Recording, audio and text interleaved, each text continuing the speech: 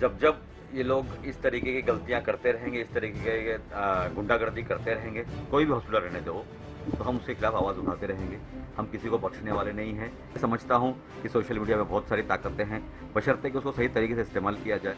और हमारे मुमरा का भी वही हाल है कि मुमरा के अंदर भी बहुत सारे लोग ऐसा कहते हैं कि नहीं, खाली सोशल मीडिया पर ही लोग बोलते रहते हैं, बातें करते रहते हैं, मगर ज़मीनी हकीकत में कोई सामने आता नहीं, ऐसा नहीं है। तो ये एक बहुत बड़ी शर्म की बात है मुमरा के लिए कि आज 7-8 लाख की आबादी है और इस 7 लाख की आबादी के अंदर हमारे पास एक भी प्रसूति की, एक भी मैटरनिटी होम सही तरीके से काबिज नहीं है, मगर सही तरीके से काबिज नहीं है। तो सर कहीं ना कहीं घपला हुआ है। और लेट होने की वजह क्या है ये भी हमें समझ में नहीं आ रहा है, क्योंकि महानगर पालिका ने कहीं पर भी पैसा देने में कहीं भी कोताही नहीं की, पैसा बराबर कॉन्ट्रैक्टर को मिल रहा है उसमें। जैसे आपने देखा कि सैफ पठान साहब ने मेरे लिए बहुत फिक्रमंद थे, लिसान अंसारी साहब मेरे लिए बहुत फिक्रमंद, ऐसे बहुत, मैं अभी नाम लेना नहीं चाहूँगा क्योंकि तकरीबन 40,000 लोगों ने मुझे ट्वीट किया है और व्हाट्सअप किया और फेसबुक पर मुझे मैसेज दिया है। तकरीबन 40,000 लोगों को मैंने मैसेज पढ़ा है। तो मुझे ये बहुत बड़ी खुशी की बात है मेरे लिए कि मैं अपने आप को इतना बड़ा नेता नहीं समझता था। मैं समझता था नहीं, मैं रशीद कंपाउंड में ही कुछ चंद लोग मुझे जानते होंगे, मगर आज तकरीबन पूरा मुमरा मुझे जान रहा है और जानता है और मेरे लिए फिक्रमंद है। अस्सलाम वालेकुम दोस्तों, नया इनकलाब टीवी न्यूज़ में आपका बहुत बहुत इस्तकबाल है। और जिस तरह से मुमरा में 2-3 दिन हंगामा रहा, सोशल मीडिया पर एक मुहिम चलाई गई, जो डर लोगों में फैला हुआ था, उसके खिलाफ एक शख्स ने आवाज़ उठाई। यहाँ पर उन्होंने बेलोस होकर बिना किसी मतलब के आवाज़ उठाई, उसकी वजह से उन पर मुकदमा हुआ। मुमरा की आवाम ने उन्हें अपना सपोर्ट दिखाया। तो इस वक्त हम मौजूद हैं जनाब राजू अंसारी के साथ में, उनसे बात करेंगे। राजू भाई, जो कल आपने बयानात दिए वो तो सबके सामने है, आपने मीडिया में आके क्या जो बातें कही वो बिल्कुल क्लियर है। राजू भाई, बहुत बहुत शुक्रिया आपका कि आपने आवाम के लिए आवाज़ उठाई। इसी तरह की आवाज़ की लोगों को ज़रूरत थी। हॉस्पिटल्स की मनमानी कार्रवाई ना होने के बाद भी कुछ मखसूस हॉस्पिटलों पर कार्रवाई ना होना, और उसके बाद अगर किसी ने आवाज़ उठाई तो उस पर देखा जा रहा है कि मुकदमा हो रहा है। ये बातें सारे मुमरा के लोग कर रहे हैं। तो राजू भाई, इस सब के बीच में एक चीज़ स्पष्ट नहीं हुई अब तक कि जो मनमानियाँ चल रही हैं एक मखसूस हॉस्पिटल के खिलाफ, या जो लोगों की शिकायत है उस पर अब लोगों को उम्मीद बनी है कि किसी ने आवाज़ उठाई है। तो क्या आगे कंटिन्यू करेंगे आप इस चीज़ को, या फिर यहीं पर ये मामला रह जाएगा? क्या आपको ऐसा लगता है? पहले तो मैं आपको सलाम करता हूँ, आप सारे लोगों को अस्सलाम वालेकुम। मेरे तमाम उम्र कौसा के लोगों को मैं आपके माध्यम से मैसेज देना चाहता हूँ कि जब जब ये लोग इस तरीके की गलतियां करते रहेंगे, इस तरीके के गुंडागर्दी करते रहेंगे, कोई भी हॉस्पिटल रहने दो, तो हम उसके खिलाफ आवाज़ उठाते रहेंगे। हम किसी को बख्शने वाले नहीं हैं, क्योंकि यहाँ पे गरीबों की जान एकदम बेफालतू नहीं है, फोकट की नहीं है। हर एक की जान की कीमत है, हर एक की जान की वैल्यू है, और उन जान की वैल्यू को मद्देनज़र रखते हुए जब जब भी हमें ज़रूरत पड़ेगी तो हम उनका दरवाज़ा खटखटाएंगे, उनसे सही तरीके से काम करने की गुजारिश करेंगे, और उसके बाद भी अगर वो लोग नहीं सुधरते हैं तो उनके ऊपर लीगल एक्शन लिया जाएगा। भाई, जिस तरह से बहुत दिनों से सोशल मीडिया पर भी और दूसरे न्यूज़ चैनल्स पे भी एक बहस का आगाज़ था मुमरा में हॉस्पिटल को लेकर, दूसरे मुद्दों को लेकर, और उसमें जो एनसीपी के अध्यक्ष हैं जनाब शमीम खान, उन्होंने कहा था कि मुमरा का जो अपोजिशन है या खिलाफ बोलने वाले लोग वो सिर्फ कथित है, वो सिर्फ सोशल मीडिया पे रहते हैं। तो सर, आपको क्या लगता है, जिस तरह से सोशल मीडिया पर आपके लिए मुमरा वालों ने ट्रेंड चलाया, जनाब सैफ पठान, लिसान अंसारी, इसके अलावा भी और से बहुत से लोग हैं, उन्होंने ट्रेंड चलाया, और एक तरह से एक आई सपोर्ट राजू अंसारी, इस तरह का ट्रेंड चलता रहा। तो क्या कहेंगे आप, सोशल मीडिया में ताकत है या फिर वो एक सिर्फ ढकोसला है? आपको क्या लगता है? आपको मैं एक बात बता दूं, आज से कुछ साल पहले की बात है। इजिप्ट में एक काहिरो के अंदर है ना, एक तहरीर स्क्वायर करके एक स्ट्रीट है। उस तहरीर स्क्वायर के ऊपर इसी सोशल मीडिया की ही ताकत की वजह से होस्नी मुबारक, जो वहाँ के प्राइम मिनिस्टर थे, वहाँ के प्रेसिडेंट थे, उनको सोशल मीडिया ने उठा करके फेंक दिया। शायद आपने उस न्यूज़ को पढ़ा होगा या जाना होगा, तो आपको मालूम होगा कि तहरीर स्क्वायर के ऊपर सोशल मीडिया के ताल्लुक से जिस तरीके से लोगों ने मुहिम चलाई, जिस तरीके से लोगों ने आगाज़ किया, तकरीबन तकरीबन 20 लाख लोग 1 घंटे में जमा हुए थे उस तहरीर स्क्वायर के ऊपर, और फ़ौरन उस होस्नी मुबारक का तख्ता पलट कर दिया गया था, और वहाँ पे उनकी सत्ता से उनको हटा दिया गया था, उनकी दादागिरी से, उनकी डिक्टेटरशिप से उन्हें हटा दिया गया था। तो मैं ये समझता हूँ कि सोशल मीडिया में बहुत सारी ताकतें हैं, बशर्ते कि उसको सही तरीके से इस्तेमाल किया जाए। और हमारे मुमरा का भी वही हाल है कि मुमरा के अंदर भी बहुत सारे लोग ऐसा कहते हैं कि नहीं, खाली सोशल मीडिया पर ही लोग बोलते रहते हैं, बातें करते रहते हैं, मगर ज़मीनी हकीकत में कोई सामने आता नहीं, ऐसा नहीं है। तो मैं आपको ये बताना चाह रहा था कि 1982 में थाने महानगर पालिका का गठन हुआ, और 1986 से मैं जब पहला इलेक्शन हुआ नईम खान साहब ने जब इलेक्शन लड़ा है, तब से मैं महानगर पालिका में डेली आता जाता रहा हूँ। मैंने एक चीज़ देखी है कि पहले कुछ गिने चुने ही लोग महानगर पालिका के दफ्तर तक के जाया करते थे, उनके हेड ऑफिस तक जाया करते थे, महानगर पालिकाओं के प्रभाग समितियों तक जाया करते थे। मगर आज माशाल्लाह एक बहुत बड़ा तबका महानगर पालिका को समझने लगा है और उनको पढ़ने लगा है। तो ये एक बहुत बड़ी खुशी की बात है मेरे लिए कि पहले जिस तरीके से लोगों को मालूम ही नहीं होता था कि कौन सी कंप्लेंट करने के लिए किस दफ्तर में जाना चाहिए, किस ऑफिसर को अप्रोच करना चाहिए, सिस्टम के बारे में मालूमात नहीं थी, ऐसी बहुत सारी चीज़ें थी। मगर आज मुमरा बदल रहा है और मुमरा के जो लोग हैं वो जागरूक होते जा रहे हैं, बहुत अच्छी से उनके अंदर अवेयरनेस आती जा रही है। और सबसे बड़ी बात तो ये है कि हमारा जो पढ़ा लिखा तबका, जो इंटेलेक्चुअल का जो तबका है, वो भले ही वो जॉब कर रहा हो, बिजनेस कर रहा हो, बिल्डर हो, कॉन्ट्रैक्टर हो या किसी प्राइवेट जॉब के अंदर या कॉल सेंटर में काम कर रहा हो, मगर उसको फिक्र है मुमरा के लिए कि नहीं हमारे मुमरा में कुछ अच्छा होना चाहिए। मैं आज आपको एक बात बता देता हूँ। मैं आज की बात है कि कल की बात है कि कल मैं जो है ना एक फ़ोन आया मुझे कि एक औरत जो है वो प्रेग्नेंट थी, उसका 9 मंथ्स पूरे हो चुके थे। उस औरत के रिश्तेदारों ने मुझे फ़ोन किया कि सर हमें यहाँ पर मुमरा के जितने भी प्रसूति गृह है, जितने भी मैटरनिटी होम जो गवर्नमेंट के, उसमें उन्हें एडमिट नहीं किया जा रहा है। मैंने यहाँ से फ़ोन किया हमारे शिवाजी महाराज रुग्णालय के अंदर, शिवाजी हॉस्पिटल के अंदर कलवा में, तो उन्होंने कहा नहीं ठीक है आप भेज दीजिए उनको। मैंने यहाँ से उनको रिक्शे में भेजा, उनके पास गाड़ी भी नहीं थी। बोले नहीं हम लोग चले जाएंगे। मैं एम्बुलेंस का करता, बोले नहीं कोई प्रॉब्लम नहीं हम लोग चले जाएंगे। वो लोग बेचारे रिक्शे में बैठे, रिक्शा में बैठ के जैसे कलवा हॉस्पिटल के गेट पर पहुँचे तो माँ को लेबर पेन चालू हुआ और उन्होंने रिक्शे के अंदर ही डिलीवरी दे दी। उस माँ का नाम है, मैं आपको बता देता हूँ, उस माँ का नाम है फिरदौस जहाँ वसी अहमद शाह। मैंने फ़ौरन जो हमारी प्रतिभा सावंत मैडम जो कलवा हॉस्पिटल की जो डीन है शिवाजी हॉस्पिटल की, उन डीन को मैंने कॉल किया। बोला मैडम ऐसा सा प्रॉब्लम है, जल्दी से गायनाकोलॉजिस्ट को नीचे भेजिए और उनका क्या प्रॉब्लम है देख लीजिए। उन्होंने फ़ौरन उनको वहाँ से लेबर रूम में लेकर गए, उनका इलाज किया गया। तो ये एक बहुत बड़ी शर्म की बात है मुमरा के लिए कि आज 7-8 लाख की आबादी है और इस 7 लाख की आबादी के अंदर हमारे पास एक भी प्रसूति के, एक भी मैटरनिटी होम सही तरीके से काबिज नहीं है, मगर सही तरीके से काबिज नहीं है। तो इसके ऊपर भी हमको थोड़ा सा संज्ञान लेना पड़ेगा। थाने महानगर पालिका को थोड़ा हिलाना पड़ेगा। हमारे यहाँ जो हमारे 23 नगर सेवक, 23 नगर सेवक से मैं खुद बात करूँगा, इंशाल्लाह आजकल मैं ही बात करूँगा कि हम लोग तमाम लोग मिल करके कमिश्नर साहब से बैठते हैं और बैठ करके ये थोड़ा सा, क्योंकि एक इमरजेंसी सर्विसेज है, ये बहुत मूलभूत सुविधा है कि हमारे यहाँ जो प्रेगनेंट लेडीज़ हैं उनको सही तरीके से उपचार उनका नहीं हो पाएगा, सही तरीके से उनको इलाज नहीं हो पाएगा, तो उन लोगों को मौत का अंदेशा, उनके बच्चों की मौत का अंदेशा है। तो इसके लिए हमको थोड़ा सा संज्ञान लेना पड़ेगा। इसी तरीके से जो है अभी आपने कहा मुझे कि नहीं मुमरा के अंदर बहुत सारे लोग कहते हैं कि नहीं मुमरा में खाली लोग व्हाट्सअप पर ही बचते हैं, तो ऐसा नहीं है। आज लोग यहाँ पे कुछ कॉन्क्रीट काम भी कर रहे हैं, कुछ कंस्ट्रक्टिव काम भी कर रहे हैं। जैसे कि आपने देखा होगा अभी हमारा एक हॉस्पिटल बन रहा है यहाँ पे। 28 अगस्त 2014 को मैंने ही उसकी नींव रखी थी। हम ही सारे लोग, तमाम नगर सेवक लोग ने मिलकर के उसकी नींव रखी थी और उसकी प्रेस कॉन्फ्रेंस भी मैंने ही ली थी। शायद आप लोगों को मालूम होगा, नहीं मालूम होगा तो मैं आपको उसका लिंक भेज देता हूँ, आप उसको पूरी लिंक को देख सकते हैं। तकरीबन 28 मिनट का या आधे घंटे का मेरा वो इंटरव्यू है और मेरी प्रेस कॉन्फ्रेंस है, जिसके अंदर मैंने तमाम पत्रकारों को क्या होने वाला, कैसे होने वाला उसके बारे में बताया था। पहला बजट जो हमारा था वो तकरीबन 54 करोड़ रुपए का बजट था। वो उसके अंदर उसका कंस्ट्रक्टिव वर्क पूरा करना था, 1,30,000 के आसपास, 1,30,000 स्क्वायर फीट के आसपास उसका कंस्ट्रक्शन था। उसके बाद में सेकंड फेज के अंदर अपने ऑफिस से जब मांगनी की तो हमें ऑफिस से 63 करोड़ रुपया मिला, यानी 54 करोड़ प्लस 63 करोड़ कितना होता है आपको मालूम है? 108 करोड़ रुपये, 107 करोड़ तकरीबन हो रहा है ये, नहीं और ज़्यादा होता तकरीबन इसके। तो ये जो पैसे आ रहे हैं 1,30,000 स्क्वायर फीट को बनाने के लिए 108 करोड़ रुपया, 110 करोड़ रुपया जो भी आ रहा है, आप समझ सकते हैं कि 10,400 रुपया स्क्वायर फीट कंस्ट्रक्शन कॉस्ट जा रहा है। एज पर DSR हमारा कंस्ट्रक्शन कॉस्ट जो है वो 1600 से 1800 रुपये के ऊपर नहीं जाना चाहिए।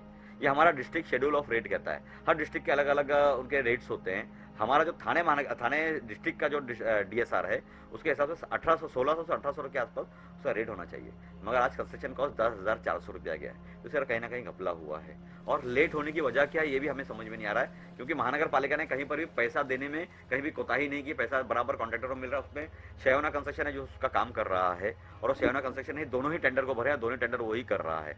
तो मैं ये समझता हूँ कि कहीं ना कहीं कॉन्ट्रैक्टर की भी इसके अंदर बहुत सारी कोताहियाँ हैं कि आज 6 साल हो गए, 6.5 साल हो गए इसका हॉस्पिटल को बनते हुए, मगर आज तक हमारा सिर्फ कंस्ट्रक्शन ही नहीं पूरा हो पाया। हमारा जो सार्वजनिक बांधकाम विभाग का जो काम है वही पूरा नहीं हो पाया। उसके बाद में हमें उसके अंदर टाइलिंग वर्क करना था, प्लम्बिंग वर्क करना था, वायरिंग करनी थी, उसके अंदर हमको उसको डक्टिंग करनी है, उसके बाद हमको उसके अंदर ऑक्सीजन पाइप्स घुमाने हैं, उसके अंदर हमको वेंटिलेटर्स के पाइप्स घुमाने हैं। बहुत सारे टेक्निकल काम भी बाकी रह गए हैं अभी तक के। तो मुझे तो ऐसा लगता है नहीं है कि बहुत जल्दी चालू हो पाएगा, मगर इसके पीछे हम लोग लगे हुए हैं। मैं कमिश्नर साहब से पर्सनली मिलूंगा, मैं हमारे जो आरोग्य अधिकारी हैं उनसे मिलूंगा और कोशिश ये करूंगा कि किस तरीके से ऐसा काम जल्द से जल्द ऑन अ वॉर फुटिंग हो, थोड़ा सा जंगी पैमाने पर हो, ताकि ये काम 3 से 4 महीने में ख़त्म हो जाए, ताकि लोगों को ये जो इतना बड़ा हॉस्पिटल बन रहा है इसके अंदर उन लोगों को थोड़ी सी आफियत का मामला, उनको थोड़ा सा नज़दीकी का मामला, ताकि लोग अपने हेल्थ इश्यूज़ को वहाँ पे जाकर के दिखा सके और देख सके। राजू भाई, जिस तरह से आपने एक बात कही है अभी कि आप ग्राउंड लेवल पर वर्क करेंगे, और जिस तरह से आपने सारी बातें कही हॉस्पिटल को लेकर, और कहा जाता है कि एनसीपी को आप जितेंद्र अवार्ड को अब भी अपना नेता मानते हैं, माननीय जनाब जितेंद्र अवार्ड को। हमारे एमएलए भी है, गृह निर्माण मंत्री भी है। कल भी आपने ये बात कही कि मैं उनसे नाराज़ नहीं हूँ, शायद उन्हें कुछ गलत फहमी हो गई थी। राजू भाई, एक गुट ऐसा भी बन गया है मुमरा में जिनका ये कहना है कि राजू भाई ने समझौता कर लिया है, तो सर इस पे क्या आपका स्टैंड है? मैंने कल भी यही बात कही थी, आज फिर मैं ये बात कह रहा हूँ कि हमारे एक नेता हैं, बिहार के एमपी हैं साहबुद्दीन साहब, उन्होंने कहा था कि ये सर कट सकता है मगर झुक नहीं सकता। तो मेरा भी यही कहना है कि ये सर कट सकता है मगर झुक नहीं सकता। मैं अपने वसूलों से कभी समझौता नहीं करता। जो मेरे वसूल है उसी वसूल पर मैं कायम हूँ, आज भी कायम और इंशाल्लाह मरते दम तक कायम रहूँगा। मैं किसी से समझौता इसलिए नहीं करूँगा कि मैं डर जाऊँगा या डर गया हूँ, या मुझे कुछ लालच दे दिया जाए या मुझे कुछ पैसा दे दिया जाए इसलिए मैं डर करके या लालच के अंदर आकर के मैं समझौता करूँ। मैं समझौता इस तरीके से नहीं करता हूँ। हाँ, अगर मुमरा की फलाह बहबूदी के लिए हमारे जो तमाम जितने मुमरा कौसा के लोग हैं जिन्होंने मुझे सपोर्ट किया है, उन लोगों की राय है कि नहीं, मुमरा कौसा के अंदर कुछ अच्छे से काम होने चाहिए, जिसमें हमको एक टीम बना करके काम करना चाहिए, क्योंकि अकेले कोई काम नहीं कर सकता है। वो टीम बनाने के लिए मैं तैयार हूँ, क्योंकि मैं ये समझता हूँ कि मैं वो धागा हूँ कि आज मुमरा कौसा के जितने तमाम जो मोती हैं, तमाम मोतियों को मैं साथ में पिरो सकता हूँ। तो मैं यही चाहूँगा, जैसे आपने देखा कि सैफ पठान साहब ने मेरे लिए बहुत फिक्रमंद थे, लिसान अंसारी साहब मेरे लिए बहुत फिक्रमंद, ऐसे बहुत, मैं अभी नाम लेना नहीं चाहूँगा क्योंकि तकरीबन 40,000 लोगों ने मुझे ट्वीट किया है और व्हाट्सअप किया और फेसबुक पर मुझे मैसेज दिया है। तकरीबन 40,000 लोगों को मैंने मैसेज पढ़ा है। तो मुझे ये बहुत बड़ी खुशी की बात है मेरे लिए कि मैं अपने आप को इतना बड़ा नेता नहीं समझता था। मैं समझता था नहीं, मैं रशीद कंपाउंड में ही कुछ चंद लोग मुझे जानते होंगे, मगर आज तकरीबन पूरा मुमरा मुझे जान रहा है और जानता है और मेरे लिए फिक्रमंद है। ये एक बहुत अच्छी बात है। और रही बात आपके सवाल की, मैंने आपका सवाल का जवाब तो बहुत अच्छे से दे दिया है कि इंशाल्लाह मर जाऊंगा मगर मैं इंशाल्लाह किसी के सामने अपना सर नहीं झुकाऊंगा। राजू भाई, एक और बात, जिस तरह से देखा जा रहा है कि जब ये कोई सियासी चपलकश होती है मुमरा में, कोई सियासी मसाइल पैदा होते हैं, आपसी झगड़ा या किसी नेता पर कंप्लेंट बनना, ये झगड़ा होना, उस वक्त सारा मुमरा कौसा एक ट्रेंड चल जाता है उसी चीज़ का, और लोग फिर उतर आते हैं। जैसे सोशल मीडिया प्लेटफॉर्म, बेशक ताकत है उसमें सोशल मीडिया की, लेकिन कुछ लोग आ जाते हैं कमेंट्स करने, आपसी राय देने के लिए। उसमें ऐसा होता है कि सियासी जंग सोशल मीडिया पे भी शुरू हो जाती है, मुद्दे कहीं दब जाते हैं। और जिस तरह से सर लोग नेताओं को गाली देते हैं कमेंट्स में, जैसे बहुत से यहाँ पे नेता ऐसे हैं मुमरा में जिनके नाम रखे गए हैं, वो नहीं होना चाहिए, ये गैर इखलाकी हरकत है, गालियाँ देना, जो भी करना।